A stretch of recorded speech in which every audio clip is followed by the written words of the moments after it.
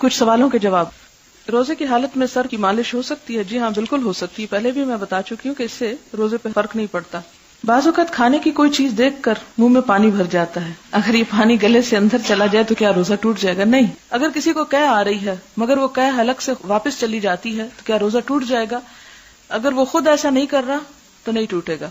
کیا روزے کی حالت میں مہندی لگا سکتے؟ بالکل لگا سکتے ہیں. روزے کی حالت میں جسم کے بال صاف کیے جائیں تو کیا روزہ مکروہ ہو جاتا ہے؟ نہیں، روزہ نہیں مکروہ ہوتا. روزے کی حالت میں اگر کوئی بھول کر جمع کر لے تو اس میں عورت کے لیے کیا حکم ہے؟ اس میں یہ کہ عورت پہلی بات تو ہے کہ وہ نہ بھولے ساتھ، اور دوسری بات یہ کہ اگر وہ روزے سے نہیں تو اس پر کوئی کفارہ نہیں، کیونکہ ایک شخص بھول سکتا ہے، دو لوگ عموماً نہیں بھولتے، اور اگر ایک شخص نے روزہ رکھا ہوا اور اس کو یاد ہی نہیں تو اس صورت میں دوسرے فریق پر کوئی کفارہ نہیں. سوال ہے، مسواک کی بہت تاکید ہے مگر مسئلہ یہ ہے کہ عام بازار میں جو مسواک ملتی ہے بہت سخت قسم کی ہوتی ہے. مسواک ساری سخت ہوتی ہے، اس لیے کہ درخت کی ٹہنی اگر آپ کاٹیں گے تو وہ بھی ایک طرح سے سختی ہوگی. اصل بات یہ کہ ہمیں چونکہ عادت نہیں، اس لیے ہمارے دانت عادی نہیں ہوتے اس کو چبانے اور نرم کرنے کے، جس کے لیے تھوڑا وقت لگتا ہے. کچھ عرصہ اگر آپ کرتے رہیں تو آپ دیکھیں گے کہ آپ کے جو دانت ہیں وہ ویسے بھی مضبوط ہوں گے، وہ چبانا بھی آپ کو آسان ہو جائے گا. ایک تو ہماری غذائیں اب بلینڈر اور چاپر میں اتنی چاپ ہو گئی ہیں کہ ہماری دانتوں کی ایکسرسائز ویسے ہی نہیں رہی. پھر اوپر سے چاکلیٹس اور مٹھائیاں ایسی ہیں کہ جو ویسے ہی چبانے کی ضرورت نہیں، منہ میں ایسے ہی گھل جائیں. تو ایسی صورت میں جو دانتوں کی اصل ایکسرسائز، اور پھر آپ دیکھیں کہ دانتوں سے ریلیٹڈ ہے جسم کے باقی فنکشنز، تو جب دانتوں کی ایکسرسائز نہیں ہوتی تو اس کا پورے جسم کے اوپر ایک اثر پڑتا ہے. سوکھی مسواک کو آپ لا کے بھگو لیں، جب بھیگ جائے تو پھر اس کے بعد اس کو چبانا پڑتا ہے. ایک پراپر مسواک کے لیے کم از کم 15 منٹ لگتے ہیں. ہمارے پاس وہ 15 منٹ نہیں ہوتے، لیکن اگر آپ اس میں سے تھوڑا سا اسپیئر کر لیں کسی بھی طرح تو آپ دیکھیں گے کہ بہت زبردست قسم کی آپ چینج فیل کریں گے. میرے دانتوں سے خون نکلتا تھا، مسواک سے اللہ کے فضل سے بہت فرق پڑا، اور انشاءاللہ اور بھی فرق پڑے گا. آپ دیکھیں گے نہ صرف دانتوں سے خون نکلنا، اور بھی بہت سی بیماریوں کا علاج ہو جائے گا. باب 334 میں آیا کہ حضور روزے میں صبح اور شام ہر وقت مسواک کرتے، تو کیا ہم مسواک کی جگہ ٹوتھ پیسٹ استعمال کر سکتے ہیں؟ روزے کی حالت میں آپ نہ کیجیے.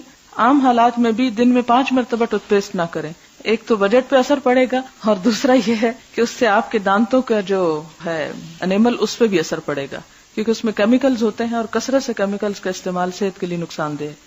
مسواک کو روئی کی طرح نرم رکھنے کا سب سے اچھا نسخہ یہ ہے کہ استعمال کرنے کے بعد پیالی میں تھوڑا سا پانی ڈال کر رکھ دیں اور اس میں مسواک بھی ڈال دیں، اور جب بھی استعمال کرنی استعمال کر لیں. 1-2 دن بعد پانی چینج کرنا ضروری ہے.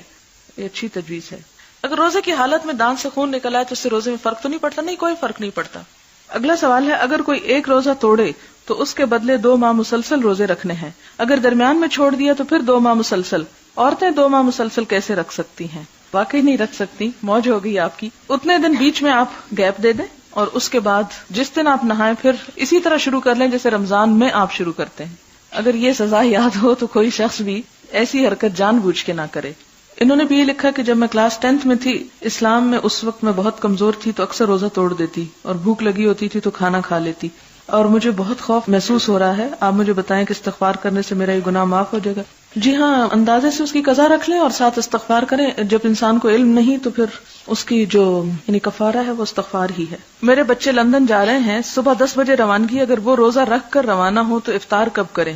پاکستان کے وقت کے مطابق دوران پرواز، یا لندن پہنچ کر وہاں کے وقت کے مطابق؟ وہاں پہنچ کر وہاں کے وقت کے مطابق، جب وہ سورج کو غروب ہوتا دیکھ لیں، یعنی سورج غروب ہونے کے بعد، کیونکہ نمازیں بھی اسی طرح ادا ہوتی ہیں. تو اس صورت میں یہ ہے کہ وہ روزہ نہ ہی رکھیں، کیونکہ یہاں سے جب اس طرف کی پرواز ہوگی تو میرا خیال ہے کافی طویل ہوگی، مشکل پیش آئے گی. میری بیٹی لاہور گئی، ریل کار میں روزہ رکھ کر روزہ چھوڑنے کا خیال ہی نہیں آیا کیونکہ روزے ٹھنڈے ہیں، سفر بھی آرام دہ. میرا خیال تھا کہ چونکہ حضور صلی اللہ علیہ وسلم سفر میں روزہ رکھنا اور نہ رکھنا دونوں ثابت ہیں، اس لیے روزہ نہ چھوڑے کہ بعد میں بھی رکھنے ہوتے ہیں. مگر میرے میاں کا خیال ہے کہ روزہ چھوڑنا سفر میں مستحب ہے، اس حدیث کے حوالے سے کہ ایک نوجوان شخص نے حضور سے کہا میں روزہ رکھ کر سفر کی استطاعت رکھتا ہوں. اس پر آپ نے کہا اگر تم روزہ چھوڑ دو تو تمہارے لیے بہتر ہے. اس کی وجہ یہ ہوگی کہ سفر بہت شدید ہوگا، ورنہ بعض سفر ایسے بھی ہیں کہ جس میں صحابہ کرام آپ کے ساتھ تھے اور انہوں نے روزہ نہیں رکھا ہوا تھا یا رکھا ہوا بھی تھا. اور ایک موقع پر آپ کو یاد ہوگا کہ کچھ لوگ جو روزہ رکھے ہوئے تو نڈھال ہو کے لیٹ گئے، اور جنہوں نے نہیں رکھا تھا وہ خدمت کرتے رہے، تو آپ نے فرمایا جو خدمت کرنے والے ہیں وہ آج سارا اجر لے گئے. اور ایک اور جگہ پہ فرمایا کہ سفر میں روزہ رکھنا کوئی نیکی کا کام نہیں. لیکن قرآن پاک میں جہاں یہ آتا ہے وہاں ساتھ ہی آتا ہے نا وَأَن تَصُومُوا خَيْرٌ لَكُمْ، یعنی رکھ لے تو بہت اچھی بات ہے، لیکن اپنے حالات دیکھ کر کہ کیا میں نبھا سکوں گا. اگر آپ سمجھتے کہ یہاں سے آدھے گھنٹے میں آپ لاہور کی فلائٹ لے کے پہنچ جائیں گے تو آپ کیوں چھوڑتے ہیں، آپ رکھیں. اگلا سوال ہے، ایک جوان شخص اتنا بیمار ہے کہ وہ روزہ باوجود کوشش کے نہیں رکھ سکتا، اور وہ غریب بھی بہت ہے، بمشکل اپنے بچوں کو کھلا پلا سکتا ہے، اس کے لیے کیا حکم ہے؟ اس کے لیے حکم یہ ہے کہ جب وہ صحت مند ہو جائے تو روزہ کی قضا کر لے. یعنی ایک شخص جو جوان ہے، صحت مند ہے، لیکن کسی خاص وجہ سے وہ رمضان میں بیمار ہو گیا ہے، تو وہ کیا کرے؟ رمضان میں روزے نہ رکھے، فعدۃ من ایام اخر، بعد میں پورا کر لے. کیونکہ جو شخص صحت مند ہو اور بیمار ہو جائے، وقتی 1-2 دن کوئی بخار ہو گیا، روزہ نہیں رکھ سکا دوا لینے کی وجہ سے، ایسی صورت میں اس کا فدیہ نہیں ہوگا، اس کو لازماً روزے کی قضا رکھنی ہوگی.